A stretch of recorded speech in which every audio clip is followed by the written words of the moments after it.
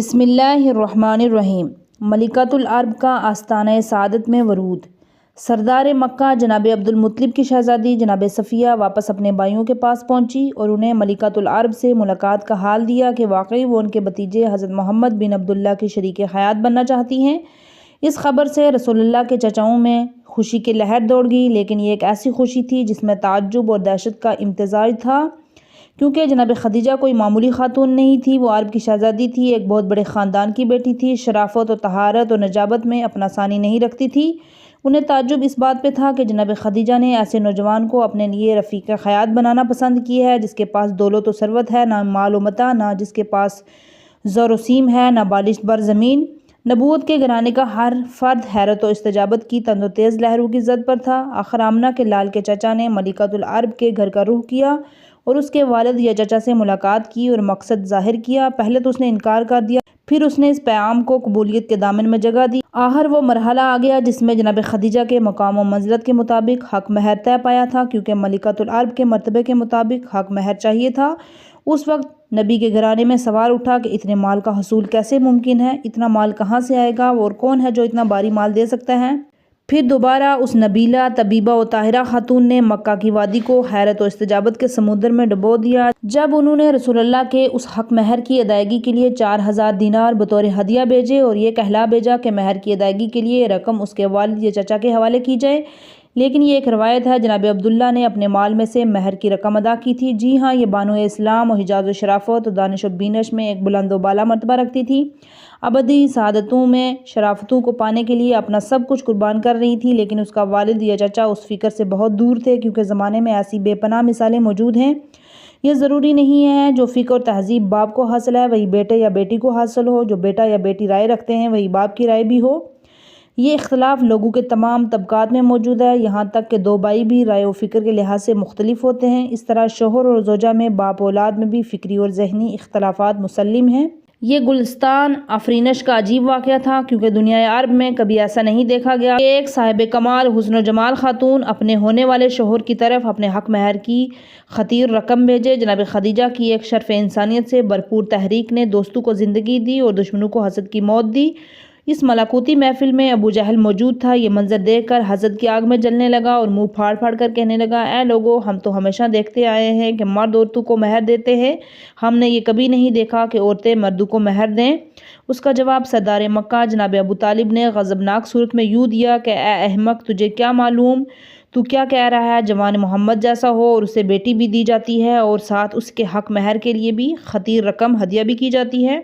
اگر تجھ جیسا احمق ہو اور بڑی سے بڑی رقم ہدیہ کرے تو وہ اس کے منہ پر مار دی جاتی ہے اور انکار بھی اس کا مقدر ہوتا ہے۔ ایک اور روایت بھی ہے کہ آپ نے ابو جہل کی یوں سرزنش کی کہ جب میرے بھتیجے جیسا جوان ہو تو اسے بھاری رقم مہر کے لیے ہدیہ کی جاتی ہے، اگر تجھ جیسا بدبخت ہو تو وہ کثیر ترین رقم بطور حق مہر دینا چاہیے، ایسی شائستہ ترین خاتون سے عقد کرے، اس کی کوشش ناکام رہتی ہے۔ آخرکار یہ مبارک رشتہ احسن انداز میں سر انجام پایا۔ ملکۃ العرب کے تقاضے پر سیدہ کونین اپنی بارات سمیت ان کے آستانِ قدس پر تشریف لے گئیں۔ جس وقت یہ بارات میمونہ کاملہ فاضلہ عاقلہ شہزادی کے گھر پہنچی تو ان کے لیے نورانی لمحات، حسین ترین لمحات تھے۔ کائنات کی تمام سعادتیں سمیٹ کر اس کے مقدس آستان پر نچھاور ہو رہی تھیں۔ بانو اسلام نے سمجھ لیا کہ اس کی درینہ آرزو بر آئی اور خوش بختی کے خورشید نے ان پر اپنی نورانی کرنیں بکھیرنے کا آغاز کر دیا ہے۔ یہ آپ کے سنہری اور شیرینی خوابوں کی سنہری اور میٹھی تعبیر تھی جو پوری ہوئی۔ سیدہ خدیجہ کے ہاں پیغمبر کے بیٹے پیدا ہوئے، وہ دنیا سے دار آخرت کی طرف پہنچ گئے۔ ایک قول کے مطابق آپ کے ہاں 4 بیٹیاں پیدا ہوئیں، اس قول میں اختلاف ہے۔ حضرت فاطمہ زہرا آپ کے بطن اقدس سے تھی، جس کی قدر و منزلت کائنات پر واری ہے۔ یہ تھی ملکۃ العرب سیدہ خدیجہ الکبریٰ۔ پچھلے صفحات میں جو کچھ بیان ہوا ہے ان کے فضائل و مناقب کی ایک جھلک ہے۔ ان کی ذات و فضائل کمالات کا مجموعہ تھی۔ ہر انسان جو کمالات کی جستجو میں ہے، سیدہ کی ذات میں تمام نمونے موجود ہیں جو سبھی انسان ساز و تاریخ ساز ہیں۔ اس بانو ارجمند کے پاکیزہ بطن سے سیدہ فاطمہ زہرا پیدا ہوئیں۔ انہوں نے سیدہ کائنات کو دودھ پلایا جو مواہب فضائل سے سرشار تھا۔ جہاں حضرت سیدہ فاطمہ زہرا سلام اللہ علیہا پیغمبر اکرم جیسے گراں قدر باپ کی بیٹی تھی، وہاں اس ماں کی لخت جگر تھی جو محاسن و مجاہد کا پیکر تھی۔ اس اعتبار سے آپ نجیب الطرفین تھی۔ آپ اپنے والد گرامی کی صفات کی وارث تھی، ادھر اپنی طیبہ و طاہرہ والدہ کے فضائل کی بھی وارث تھیں۔ ہمارے لیے یہ کلمہ یا ان کے فضائل یہ معمولی جھلک یہ امکان پیدا کر سکیں ہم اس پاک و پاکیزہ ہستی کی معرفت حاصل کر سکیں۔ اس طرح ہمارے لیے یہ بھی ممکن ہے کہ ہم قانون وراثت کی روشنی میں ان کی حیات کے پہلو تک رسائی بھی حاصل کر سکیں۔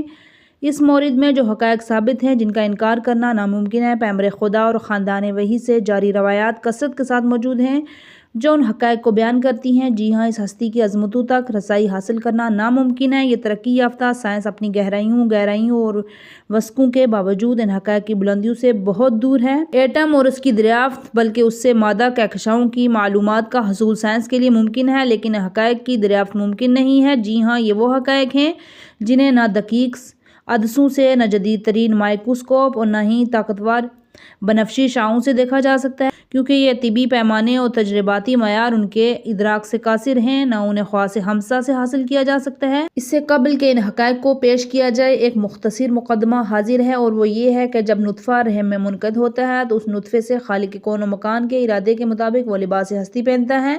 یہ خون سے تشکیل پاتا ہے۔ یہ خون محرونی اور نوشیندنی اشیاء کا جوہر ہوتا ہے۔ یہ غذائیں جب معدے میں جاتی ہیں تو انہیں مختلف مراحل سے گزرنا ہوتا ہے۔ پہلے نظام انتحام سے ہضم ہوتی ہیں، پھر خودکار پٹھیوں میں پکتی ہیں۔ مختلف عوامل کے بعد خون بنتا ہے۔ ان حقائق کے ثابت سے نطفہ خون سے بنتا ہے اور خون غذاؤں سے وجود میں آتا ہے۔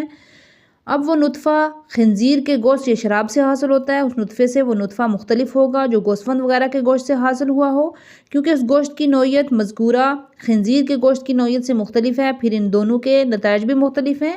انسانی روح کے لیے طعام کے اثرات سے انکار نہیں کیا جا سکتا۔ جیسا طعام ہوگا ویسے ہی اس کے روح پر انسانی اثرات مرتب ہوں گے۔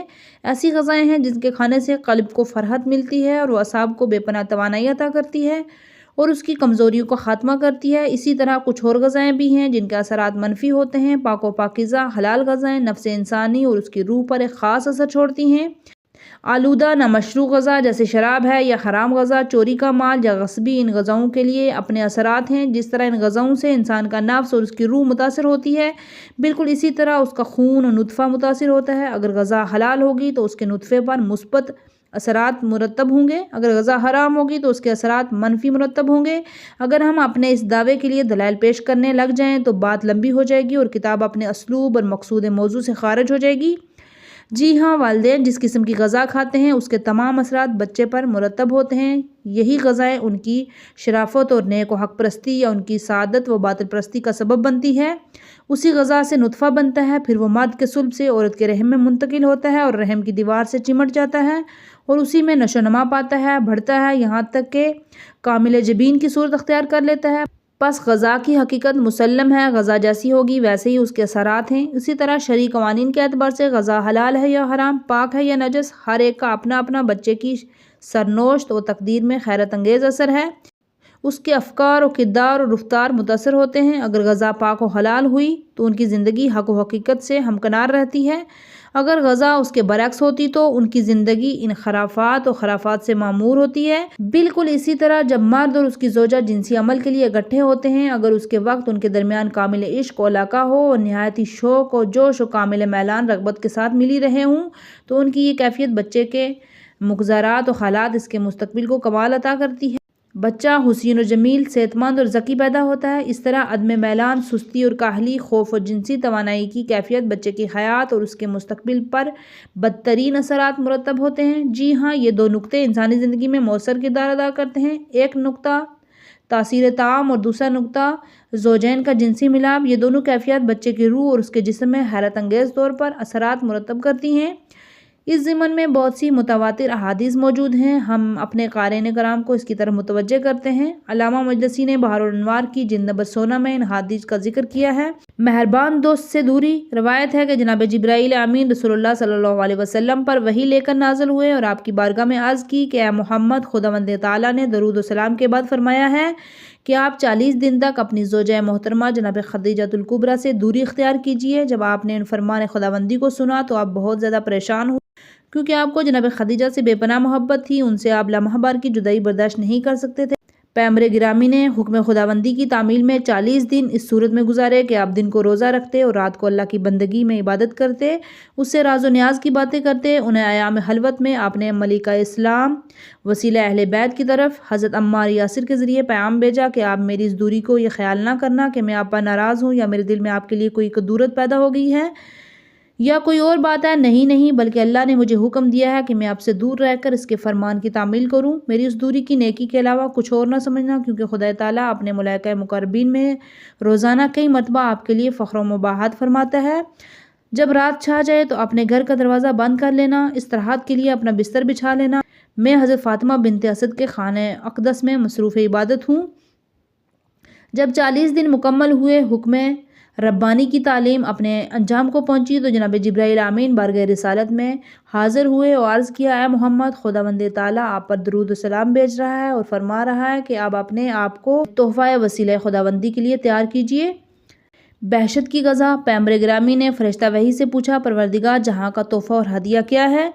جناب جبرائیل نے عرض کیا، مجھے معلوم نہیں کہ وہ تحفہ کیا ہے۔ اسی وقت جناب میکائیل بارگاہ نبوی میں حاضر ہوئے اور آپ کے حضور ایک طبق پیش کیا جسے دیبا سے ڈانپا گیا تھا۔ جناب جبرائیل آپ کے پاس آئے اور عرض کیا، اے محمد، آپ کے رب کا فرمان ہے کہ آج شب آپ نے اس بہشتی غذا سے افطار کرنا ہے۔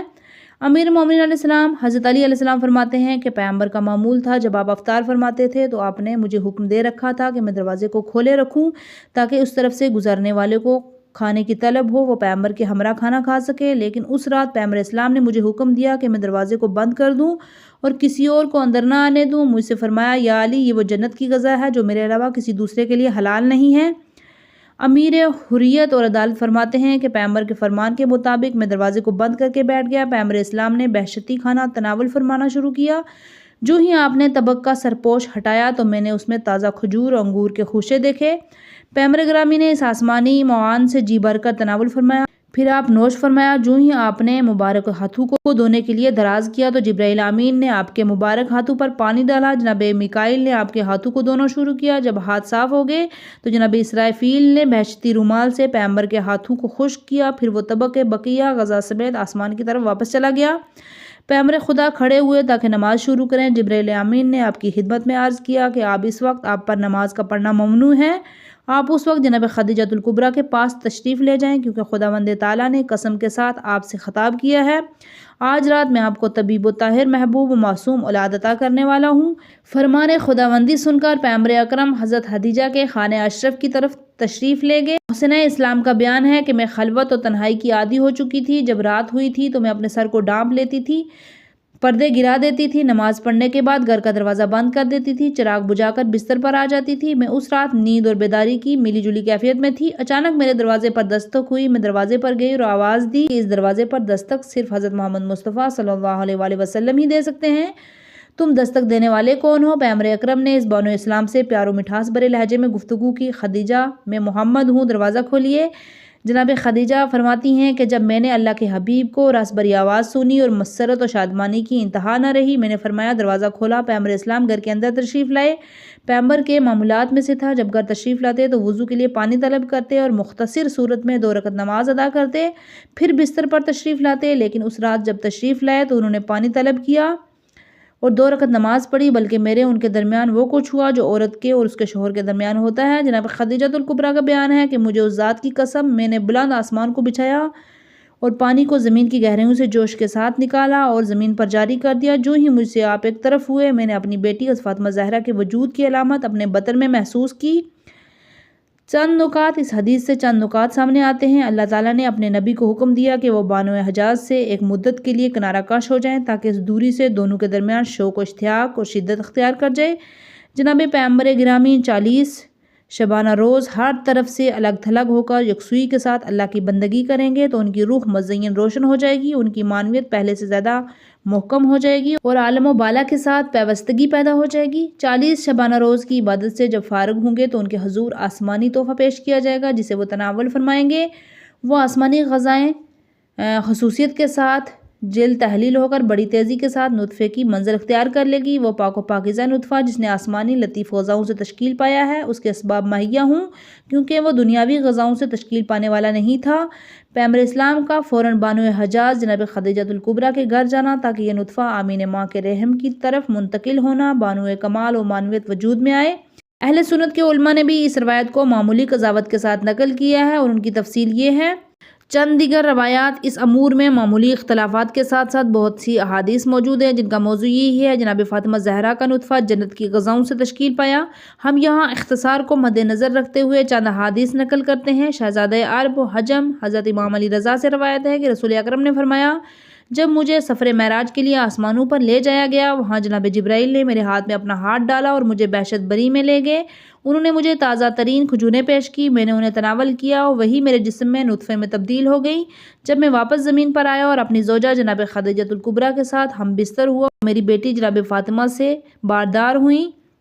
یہی وجہ ہے کہ سیدہ فاطمہ انسانی شکل میں ایک حور ہے۔ جس وقت مجھے جنت کا شوق اور دامنگیر ہوتا ہے تو میں اپنی بیٹی فاطمہ کی خوشبو سونگھتا ہوں۔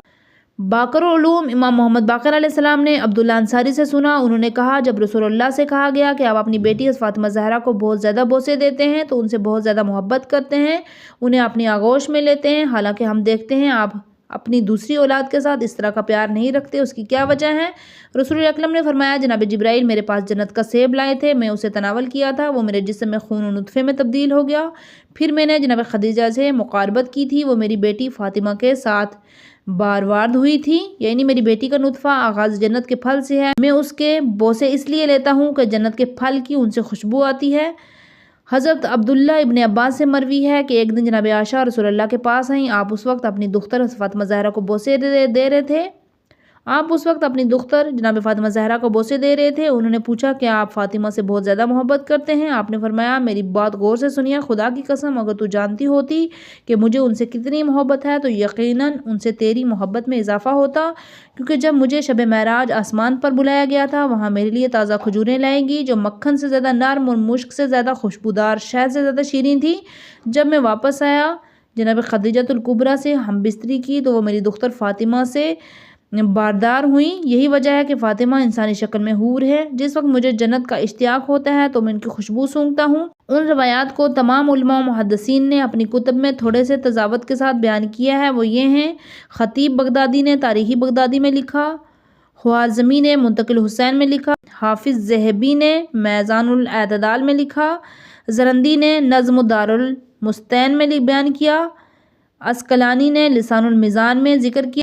ان تمام کتب میں جو احادیث ہیں وہ حضرت عائشہ، حضرت ابن عباس اور حضرت سعید بن مالک اور حضرت عمر بن خطاب سے مروی ہیں۔ شیخ شعیب مصری نے کچھ روایات بیان کی ہیں، اس میں کہا ہے کہ بعض محدثین نے روایت کی ہے ایک دن جناب خدیجۃ الکبریٰ نے بارگاہ رسالت میں اپنی خواہش کا اظہار کیا کہ انہیں جنت کے پھل کھانے چاہیے، تو فوراً جبرائیل اپنی جنت کے وہ سیب لے آئے۔ وہ یادگار نبوی میں پہنچے اور عرض کیا، یا رسول اللہ، اللہ تعالیٰ کا حکم ہے کہ ہر چیز کی ایک مقدار ہے، ان میں سے ایک سیب خود تناول کرو اور دوسرا سیب ام المومنین جناب خدیجۃ الکبریٰ کو کھلاؤ، پھر مقاربت کرو، میں تم دونوں کے ملاپ سے سیدہ زہرا کو پیدا کرنے والا ہوں۔ پیغمبر خدا نے اللہ کے حکم کی تعمیل کی۔ یہی وجہ ہے کہ جناب رسول اللہ کو جنت کا اشتیاق ہوتا تھا، وہ اپنی بیٹی کو بوسے دیتے تھے، ان کی پاک و پاکیزہ خوشبو سونگھتے تھے۔